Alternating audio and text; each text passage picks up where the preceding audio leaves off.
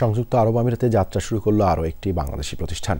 রোববার আল আইন গোল্ড সুক মার্কেটে উদ্বোধন করা হয়েছে ডে নাইট জুয়েলারি নামে একটি স্বর্ণের দোকান।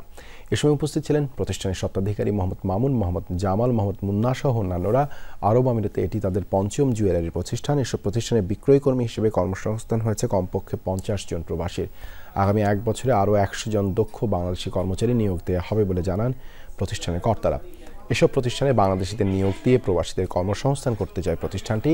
এর মাধ্যমে বিশ্ববাজারে বাংলাদেশিদের দক্ষতা প্রকাশ পাবে বলেও জানান তারা। এখানে এখন বর্তমান ট্রান্সফার গুলো হচ্ছে না বিষয়। আমার এখন 5টা-6টা ব্রাঞ্চ আমার হয়ে গেছে আলহামদুলিল্লাহ, কিন্তু লোক আমরা নিতে পারতেছি না বিষয়ের অভাবে। আমাদের বাংলাদেশে যারা আছেন তারা আমাদের এই প্রতিষ্ঠানে এসে ভালো সার্ভিসও পাবেন, ভালো সবকিছু পাবেন।